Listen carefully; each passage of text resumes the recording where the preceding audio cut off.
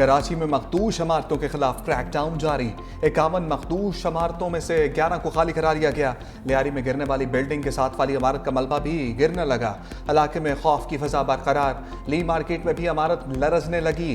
रिहायशी सामान समेट कर वहां से निकल गए। इब्तदाई तखमीने के मुताबिक मखदूश इमारतों में 450 अफराद मुकीम हैं।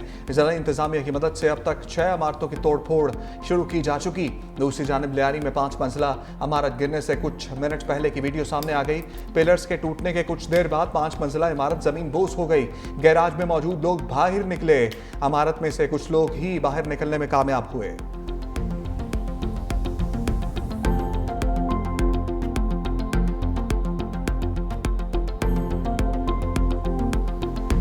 सामान निकाल लिया सारा, बोले खतरा है।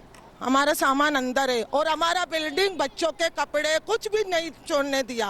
सिर्फ हम लोग अपने चादर लेकर और 5-6 दिन हम लोग को ये कपड़े हैं। हम लोग हर किसी के घर पे दर पदर है। दे रहे ना हमें, बोलते कि खतरा है, आप चले जाओ। हमें परमिशन नहीं दी जा रही है। परमिशन जाए, हमारे बच्चे दर पदर है, कोई कहाँ कोई कहाँ। सर से छत गई और तहफ़्फ़ुज़ का एहसास भी छिन गया। कराची में मखदूश इमारतें खाली करवाने पर शहरियों का शिकवा। कहते हैं मुतबादली रिहाइश का कोई बंदोबस्त नहीं किया गया। शहरियों का मुतबादल रिहाइश के बंदोबस्त का मुतालबा।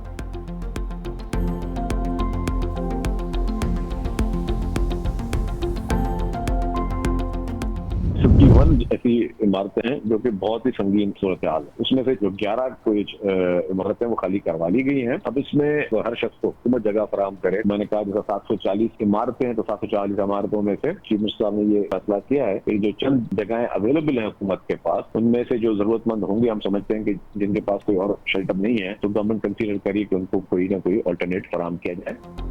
तमाम मकीनों को रिहाइश देना मुमकिन नहीं। कराची में 51 मखदूश इमारतों में से 11 को खाली करा लिया गया। सीनियर वजीर शजील मेमन कहते हैं कुछ खानदानों को आर्जी रिहाइश दे सकते हैं।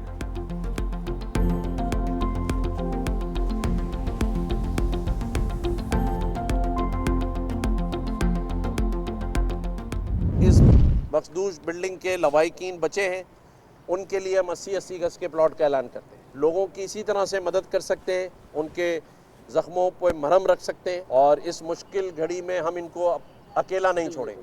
24 घंटे यहाँ काम होना चाहिए। गवर्नर सिंध कामरान खान टेसोरी का लियारी हादसे में जांबक अफराद के लवाहिकीन को 80-80 गज का प्लॉट देने का ऐलान। सिंध हुकूमत से घर खाली करवाने वालों को 6 माह का किराया एडवांस देने का मुतालबा। कराची में मीडिया से गुफ्तगू में कहा कि DGSBCA को बरतरफ करना अच्छा इक़दाम है, लेकिन सिंध बिल्डिंग कंट्रोल अथॉरिटी के सरबराह का चेहरा बदलने से कुछ नहीं होगा।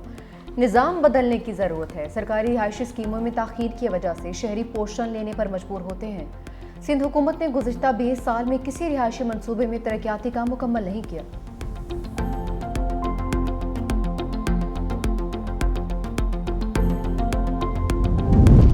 गवर्नर साहब 5 दिन बाद जैब कुआ पर पहुंचने का शुक्रिया। तर्जमान सिंध हुकूमत सादिया जावेद का तंज। कहा इस वक्त सियासत नहीं, दादरसी की जरूरत है। ऐसा कोई वादा मत कीजिएगा जो पूरा ना कर सकें। कराची के लोग मुश्किल में थे, आपको फौरी कराची आना चाहिए था। अच्छी बात है कि गवर्नर ने सिंध हुकूमत के इक़दामात को सराहा।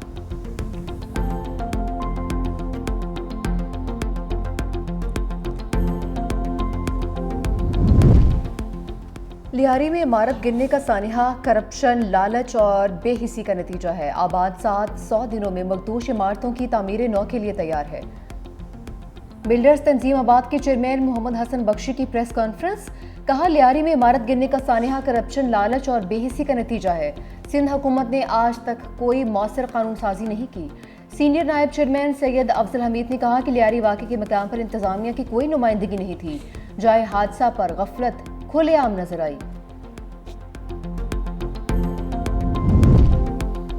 रावलपिंडी में भी 86 बोसीदा खस्ताहाल इमारतें खतरनाक करार। बोसीदा इमारतें भावड़ा बाजार, लंडा बाजार, सैदपुरी गेट, राजा बाजार, मोची बाजार, डूंगी खुई और दीगर इलाकों में मौजूद। मेट्रोपॉलिटन कॉरपोरेशन रावलपिंडी का खतरनाक इमारतों को फौरी खाली कराने का हुक्म। मालिकान को इनखला के नोटिस जारी। मूसलाधार बारिश के बायस बोसीदा इमारतें किसी बड़े सानहे का सबब बन सकती हैं। मालिकान 15 दिन में या तो इमारत की मरम्मत करवाएं या मखदूश हिस्सा गिरा दें, वरना कार्रवाई होगी।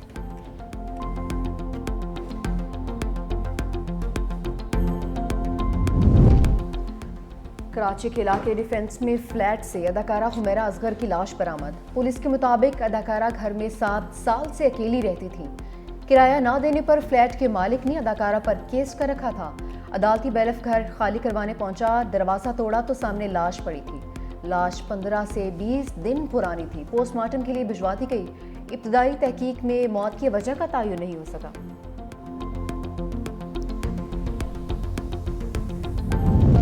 फैसलाबाद के इलाके सरहाली में साइबर क्राइम की कार्रवाई। साबिक चेयरमैन फेस्को के डेरे से 70 गैर मुल्की बाशिंदों समेत 100 से ज्यादा अफराद हिरासत में ले लिए। साइबर क्राइम सर्कल के मुताबिक गैर मुल्की बाशिंदे शहरियों को स्कीमों का लालच देकर ऑनलाइन फ्रॉड में मुलव्वस थे। डेरे से कंप्यूटर्स और मुख्तलिफ डिवाइसेस तहवील में ले ली गई।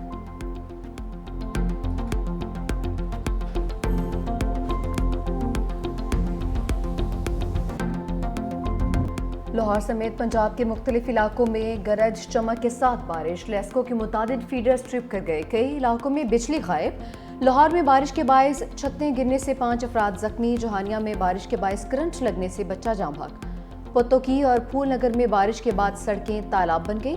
शेखुपुरा, ननकाना, चिन्योट और गुजरांवाला में बादल बरसे। हाफिजाबाद में दरिया किनारे देहात और फसलें ज़ेरे आब आ गईं। जिना बैराज और चश्मा बैराज पर निचले दर्जे का सैलाब। जनूबी वज़ीरिस्तान के मुख्तलिफ इलाकों में कहीं तेज़ और कहीं हल्की बारिश। हंगामी सूरत हाल से निपटने के लिए इंतज़ामिया अलर्ट। आइंदा 24 घंटों के दौरान पंजाब में शदीद मानसून बारिशें मुतवक्के हैं। PDMA की जानिब से अलर्ट जारी कर दिया गया है। कराची के मुख्तलिफ इलाकों में भी रिमझिम। सूबा खैबर पख्तूनख्वा में 48 घंटों में हादसात के दौरान 6 अफराद जाँ भाग जबकि 7 जख्मी हो गए।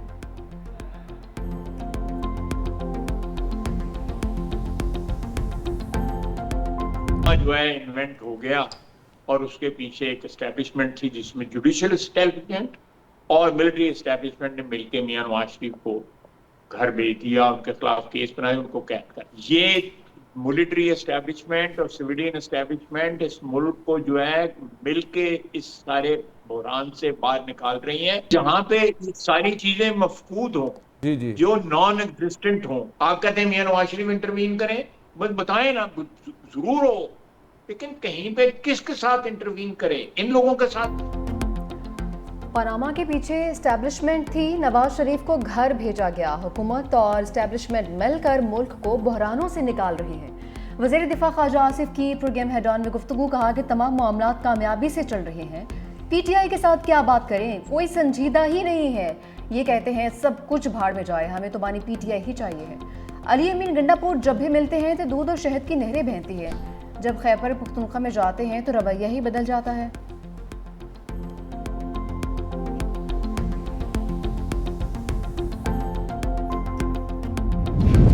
बानी PTI और बुशरा बीबी की 190 मिलियन पाउंड केस की जल्द समाअत की दरखास्तें इस्लामाबाद हाईकोर्ट में दायर। बानी से बहनों अलीमा खान और नौरीन न्याजी की मुलाकात। अलीमा खान ने मीडिया से गुफ्तगू में कहा, बानी ने हुकूमत मुखालिफ तहरीक के लिए 5 अगस्त की तारीख दे दी। 5 अगस्त को बानी को जेल में 2 साल हो जाएंगे। बानी जेल से एहतजाज लीड करेंगे। नवाज शरीफ को तो घर वाले नहीं पूछते, तो बानी से मिलकर क्या करेंगे? नौरीन न्याजी ने कहा, बानी के साथ वो कुछ हो रहा है जो किसी कैदी के साथ नहीं होता।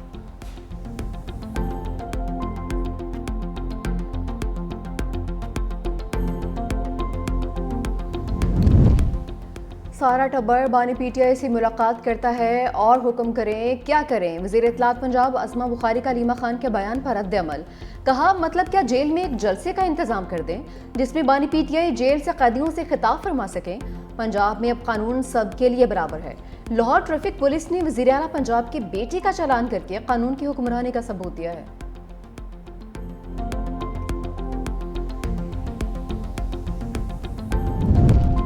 बैरिस्टर गौहर खान, सलमान सफदर और ज़हीर अब्बास चौधरी की भी बानी से मुलाकात। चेयरमैन PTI बैरिस्टर गौहर कहते हैं, हमने मुज़ाकरात से कभी राह फरार इख्तियार नहीं की। बानी PTI ने हमेशा मुज़ाकरात का कहा है। कोशिश है इस वक्त ही मुज़ाकरात का सिलसिला आगे बढ़े। बोले, जिन लोगों से बातचीत होनी चाहिए कोशिश है उन्हीं से बातचीत हो। ज़राए के मुताबिक बानी से मुलाकात में बैरिस्टर गौहर ने वज़ीर आज़म पाकिस्तान की जानिब से मुज़ाकरात की पेशकश बारे भी बानी को बताया। 26वीं आईनी तरमीम के बाद अदलिया की पोजीशन से भी आगाह किया।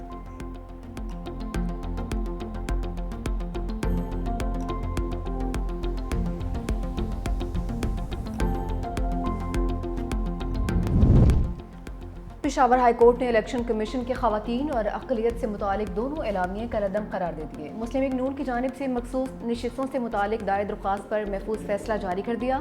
अदालत ने हुक्म दिया कि इलेक्शन कमीशन अक़लियत और खवातीन से मुतालिक दोबारा सीटों की एलोकेशन करे। 10 दिन के अंदर तमाम उम्मीदवारों और सियासी जमातों को सुने। इलेक्शन कमीशन के फैसले तक मखसूस सीटों पर हल्फ ना लिया जाए। दूसरी जानिब KP से कौमी असम्बली की खवातीन की 2 मखसूस खाली सीटों के लिए शेड्यूल जारी। कागजाती नामजदगी जमा करवाने का सिलसिला कल से शुरू होगा, जो 10 जुलाई तक जारी रहेगा। 24 जुलाई को उम्मीदवारों की हतमी फहरिस्त जारी की जाएगी।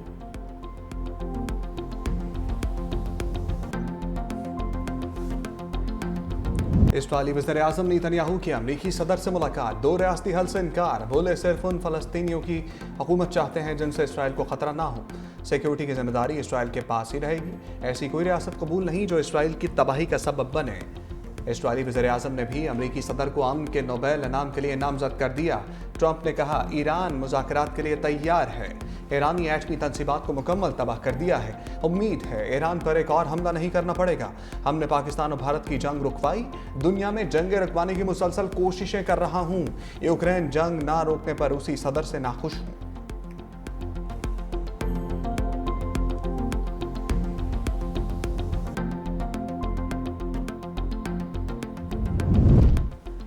नेतन्याहू की ट्रंप से मुलाकात धोखा और सब पहले से तयशुदा है। इसराइल ने दोबारा हमला करने का मंसूबा बना रखा है। ईरानी फौज हाई अलर्ट। ईरानी टीवी का इस हवाले से कहना है कि सदर ट्रंप दोबारा हमले के मामले पर इसराइल के साथ हैं। ईरानी फौज के तर्जुमान कहते हैं इसराइल ने हमला किया तो जवाबी कार्रवाई पहले से ज्यादा सख्त होगी। ईरानी सुप्रीम लीडर के मुशीर जनरल याहिया रहीम सफ़ी के मुताबिक खुफिया जगहों पर हज़ारों मिसाइल और ड्रोन्स दिफा के लिए मौजूद हैं।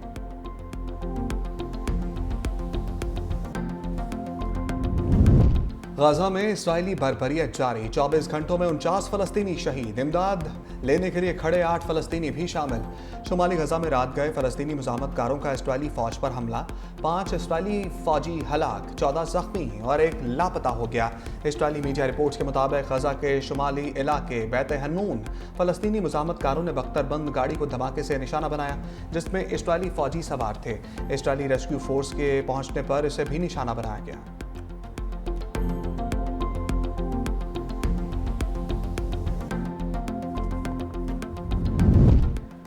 गजा में जंगबंदी के लिए कोशिशें। दोहा में हमास और इसराइल के दरमियान मुज़ाकरात का तीसरा दौर भी बेनतीजा खत्म। कोई पेशरफ्त नहीं हो सकी।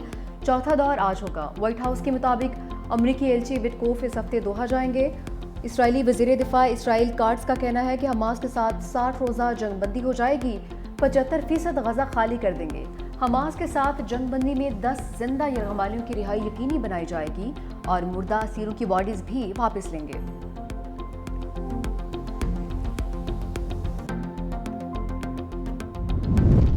बरतानिया की फ़लस्तीनियों को ज़बरदस्ती बेदखल करने की मंसूबे की मुखालफत। बरतानवी वज़ीर ख़ारजा डेविड नैमी ने कहा कि इसराइली वज़ीर दिफा के 6 लाख फ़लस्तीनियों को रफ़ा मुंतकिल करने का मंसूबा कबूल नहीं। इस तरह के बयानात जंग बंदी की राह में रुकावट हैं। हमास और इसराइल के दरमियान जंग बंदी पर इत्तफाक ना हुआ तो इसराइल के खिलाफ इक़दामात किए जाएंगे।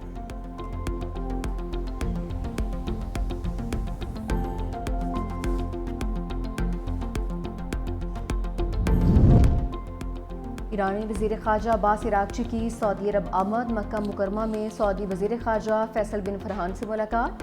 खित्ते की ताज़ा तरीन सूरत हाल और अमन अमान के लिए की जाने वाली कोशिशों पर तबादला ख्याल। मुलाकात में इसराइल के ईरान पर किए गए हमलों पर भी बातचीत की गई।